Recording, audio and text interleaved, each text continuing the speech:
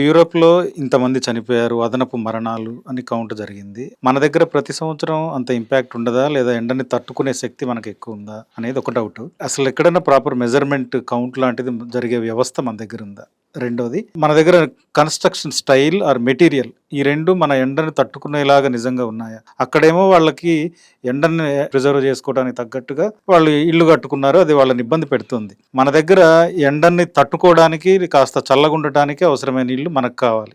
నిజంగా అట్లాంటిది మన దగ్గర జరుగుతుందా? మన దగ్గర ఉష్ణము ఎక్కువగా ఉంటుంది మొదటి హ్మ్. నుంచి కూడా. ఇక్కడ భారతదేశంలో ఉన్న పరిస్థితి అది. అవును.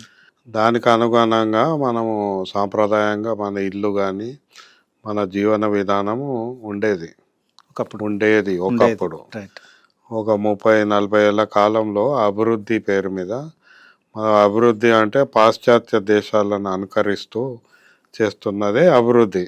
సో, పాశ్చాత్య దేశాలు ఏం జేస్తున్నాయి, మనం ఇక్కడ అవి జేసి, మేము గూడా మీ స్థాయికొచ్చాము, మీ దారిన ఉన్నాము, హ్మ్. ఈ అభివృద్ధి అనేది మనకు అలవాటు పడ్డాం.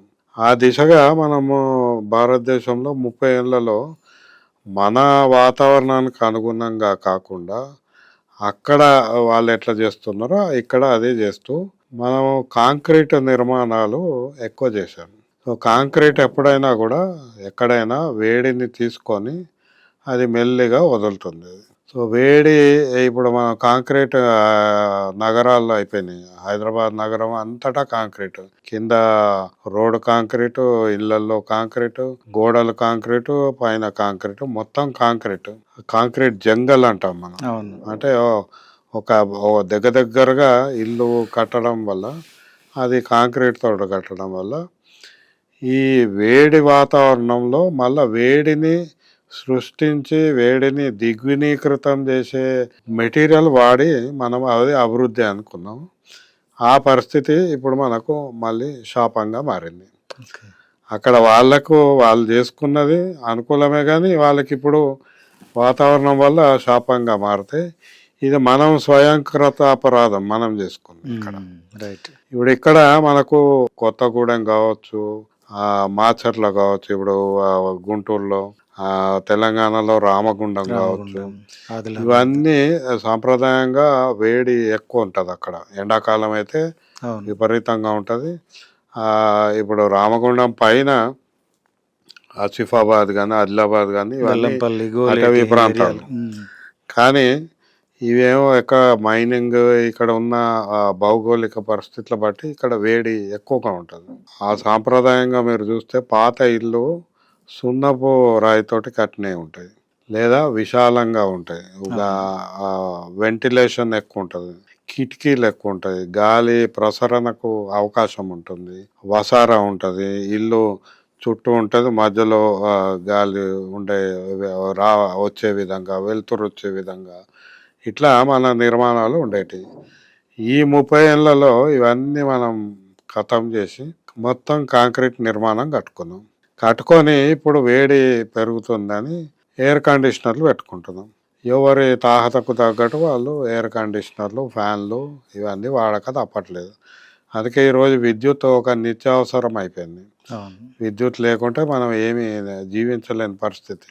ఇక్కడ ఈ సమయంలో మనకు టెంపరేచర్ 50-60 డిగ్రీల వరకు చేరుతుంది. అది రికార్డెడ్ కూడా ఉంది. ఇప్పుడు మనకు ఢిల్లీలో గత 3 ఏళ్లలో 55 డిగ్రీలు ఉంది చాలా చోట్ల. రాజస్థాన్‌లో ఉండింది. 4 ఏళ్ల కిందట పాకిస్తాన్ అటుపక్క ఒక నగరం అయితే 60 డిగ్రీలు ఒక 15 రోజులు ఉంది. ఓకే. సాధారణంగా మనకి ఎండాకాలం ఏందంటే ఇప్పుడు ఏప్రిల్, మే 2 నెలలు ఎక్కువ ఉంటది. మార్చ్ తక్కువ ఉండేది. ఈ 60 రోజుల్లో ఒక 3, 4 రోజులు ఎప్పుడు మనకు రోహిణి కార్తెను ఇంకేదో ఆ టైంలో బండలు గూడా పగులుతాయి. అవును. అంత ఎండ ఉంటదనేది. అంటే ఒక 3, 4 రోజులు ఉండేది. హ్మ్. మిగతా రోజులు మనకు కాస్త వేడి బెటర్. ఉంటది. ఓకే. హ్మ్. ఇప్పుడు ఆ పరిస్థితి గత 10, 15 ఏళ్లుగా క్రమంగా మారింది. హ్మ్. ఇప్పుడు చాలా చోట్ల యావరేజ్ టెంపరేచరు 45 డిగ్రీలు అయిపోయింది. ఇంకా ఎక్కువ ఉంటది కొన్ని చోట్ల. ఎందుకంటే మనం ఇది సగటు టెంపరేచర్ మాట్లాడుతాం ఎప్పుడైనా. కానీ ఒక్కొక్క దగ్గర ఎక్కువ ఉంటది. నేల మీద గడ్డి లేదు, ఆచ్ఛాదన లేని భూమి, కాంక్రీట్ ఉంటే అక్కడ టెంపరేచర్ ఇంకెక్కువ ఉంటుంది. మీరు మనం ఎప్పుడైనా కొలిస్తే తెలుస్తుంది. అదే మనము కూర్చొని ఇప్పుడు నిల్చున్న ఆ స్థాయిలో మన గాలి పీల్చే స్థాయిలో కొద్దిగా తక్కువ ఉంటుంది, ఎందుకంటే గాలి ప్రసరణ ఉంటుంది కాబట్టి. సో ఇట్లా టెంపరేచర్ అక్కడక్కడక్కడ వేరియేషన్లు ఉంటాయి. కొన్ని చోట్ల చాలా ఎక్కువ ఉంటుంది, కొన్ని చోట్ల తక్కువ ఉంటుంది.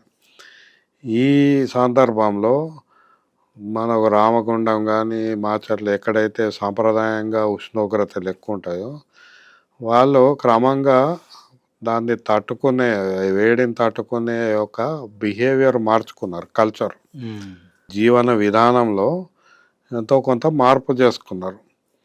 అయినా కూడా ప్రభావం ఉంటుంది, కానీ మనం ఎక్కడ దాన్ని డాక్యుమెంటేషన్ చేయము. దానివల్ల ఇప్పుడు నీళ్లు తాగాలి, డీహైడ్రేషన్.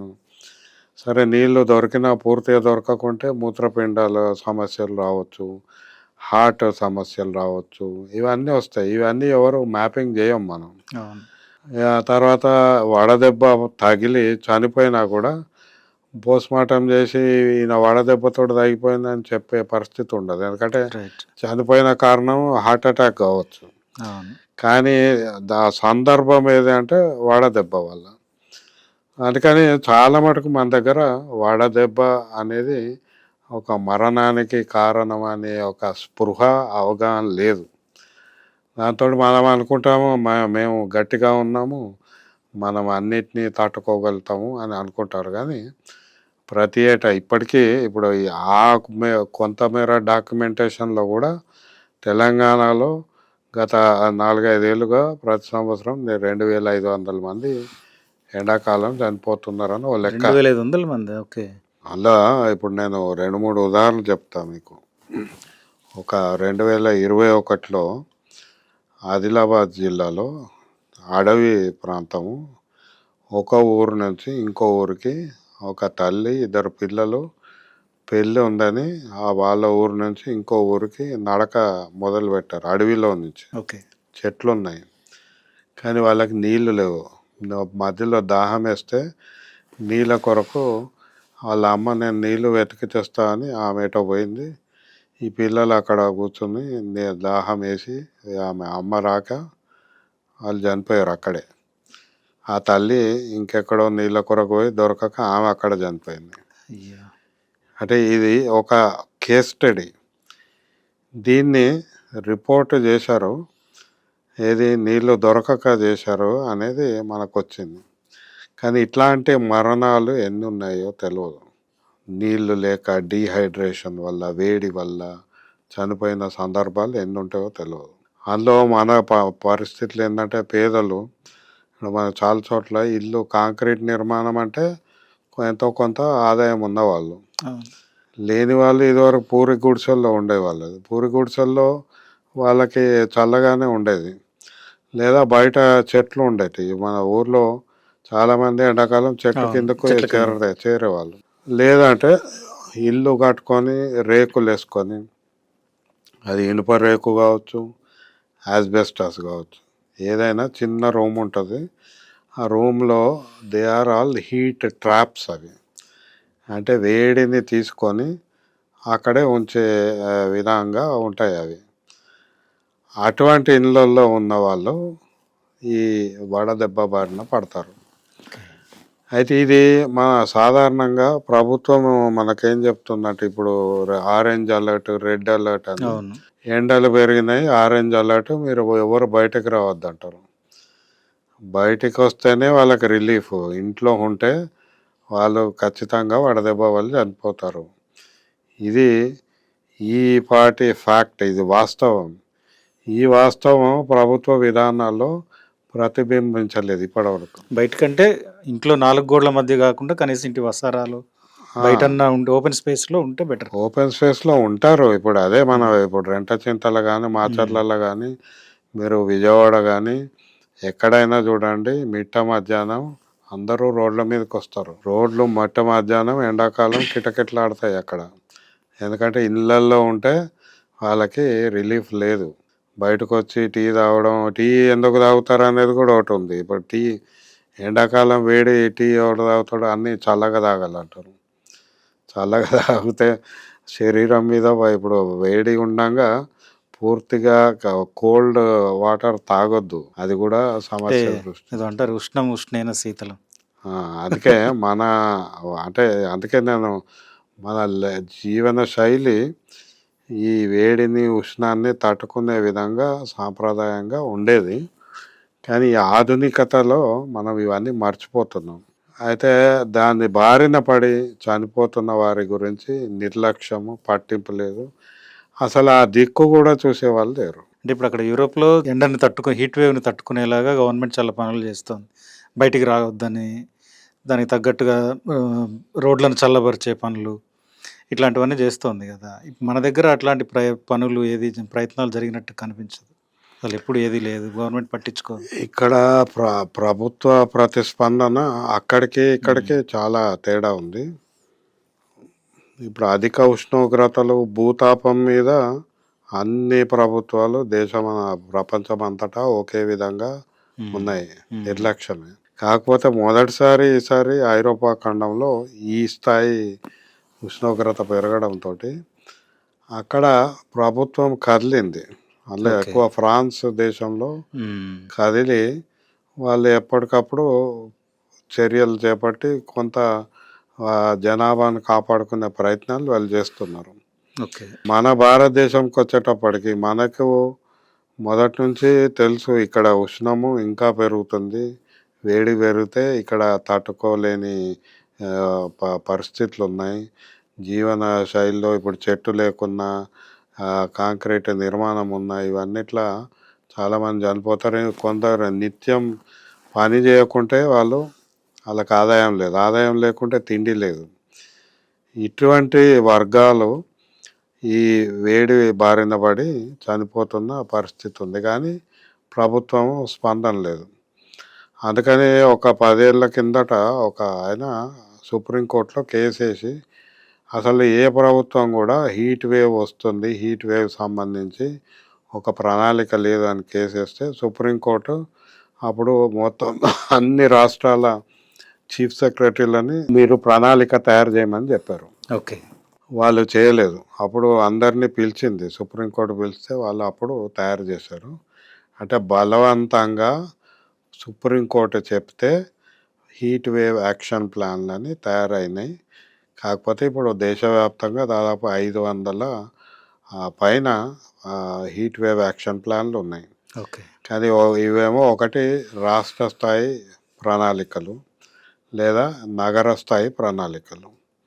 ఇప్పుడు తెలంగాణకొచ్చేటప్పటికి రాష్ట్ర స్థాయి ప్రణాళిక ఉన్నది. కానీ పేపర్ మీద ఉన్నది. ఇప్పుడు 4, 5 ఏళ్ల నుంచి హీట్ వేవ్ యాక్షన్ ప్లాన్ అంటారు. ఇందులో అనేక ప్రాథమిక లోపాలున్నాయి. మొట్టమొదట ఈ ప్రణాళిక కేవలము medical department, health and medical services department మాత్రమే చేయాలనే ఆలోచన ప్రభుత్వంలో ఉంది. ఓకే. అదే ఫ్రాన్స్ ఇప్పుడు స్పందన చూస్తే వాళ్ళు మొత్తం ప్రభుత్వమే కదిలింది. అన్ని విభాగాలు ఒకటయ్యి దీన్ని ఫేస్ ఆ! చేస్తున్నాయి. రెండోది మనకి ఇక్కడేమైంది, మనకి ఈ మెడికల్ అండ్ హెల్త్ డిపార్ట్మెంట్ కూడా మీకు ఓఆర్ఎస్ తాగండి, మీరు డీహైడ్రేట్ కాకండి, ఇంట్లో ఉండండి, మంచినీళ్ళు బాగా తాగండి అని ఒక గైడ్‌లైన్స్, మార్గదర్శకాలు వదిలిపెట్టి అక్కడక్కడ ప్రకటనలు ఇచ్చి అది వాళ్ళ హీట్ వేవ్ యాక్షన్ ప్లాన్. అంతేగాని ఇక్కడ ఏ ఏ కుటుంబాలు, ఏ వర్గాలు దీని బారిన పడతాయని చూడలేదు. ఇప్పుడు మనకు నేషనల్ డిసాస్టర్ మేనేజ్మెంట్ అథారిటీ ఉంది. నేషనల్ డిసాస్టర్ మేనేజ్మెంట్ యాక్ట్ ఉంది. హ్మ్. ఈ అథారిటీ గానీ, ఈ యాక్ట్ గానీ ఇప్పటివరకు heat wave is a natural disaster అని గుర్తించలేదు. ఇది గుర్తిస్తే అప్పుడు ప్రభుత్వం ఇప్పుడు ఈ మధ్య కలర్ అలర్ట్స్ ఇస్తున్నారు. అవును. గ్రీన్, యెల్లో, రెడ్, ఆరెంజ్ అట్లా. రెడ్ అంటే ప్రమాదకరమైన పరిస్థితి. అంటే ఈ అలర్ట్ అంటే ఏంటిది? అలర్ట్ ఊరికే ప్రమాదం అని చెప్పి ప్రజలకు చెప్పడం కాదు కదా! అలర్ట్ అంటే దానికి తగ్గట్టు ప్రభుత్వ స్పందన ఉండాలి. ఇప్పుడు ఫ్రాన్స్‌లో వాళ్ళు స్కూళ్ళని క్లోజ్ చేసేశారు. మొత్తం ఏ స్కూల్ కూడా నడవలేదు.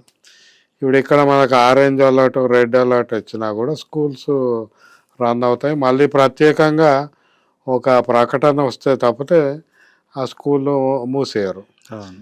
అంటే ఇప్పుడు ఆరెంజ్ అలర్ట్ ఇస్తే దీనివల్ల ఎవరికి ప్రమాదము? పిల్లలకు, వృద్ధులకంటే పిల్లలను బయటకు పంపొద్దు అని అర్థమై ఆటోమేటిక్‌గా ఆ రోజు స్కూలు క్లోజ్ అయిపోవాలి. అట్లాంటిది లేదు మన దగ్గర వ్యవస్థ. రైట్. అందుకే ఈ అన్ని హీట్ వేవ్ యాక్షన్ ప్లాన్‌లు కూడా పేపర్ మీద ఉన్నాయి. అమలు లేదు. దానికి తగ్గ నిధులు లేవు. దాన్ని సమీక్ష చేసే వ్యవస్థ కూడా లేదు. ఇప్పుడు తెలంగాణలో ఈ సంవత్సరం మనం చూసాం ఏప్రిల్, మేలో మన టెంపరేచర్‌లు 44, 47 యావరేజ్ సగటు టెంపరేచర్‌లు. ఇంకా అవును. చాలా చోట్ల అది 55 దాకా పోయి ఉండొచ్చు. చూస్తే తెలుస్తది. మనకెక్కడ ఇప్పుడు గత 10 ఏళ్ల కాలంలో చాలా చోట్ల చెట్లన్నీ పోయినాయి. నీడ లేదు. మనకి ఉన్న నీడ ఏందంటే మన ఇల్లు గాని ఏదో బిల్డింగే. బిల్డింగ్ అంటే కాంక్రీట్ బిల్డింగే. ఇక అక్కడ నీడేముంటది? వేడే ఉంటది. అవును. సో, నీడ లేదు, వేడి ఉంది. మరి ఉపశమనం ఎట్లా?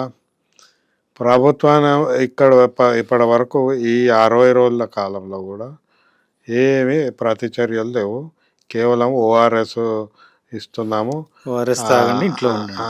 ఇంట్లో ఉండండి, బయటకు పోవద్దని ఒక ఉచిత సలహాలిచ్చి చేయడం తప్పితే ఏం లేదు.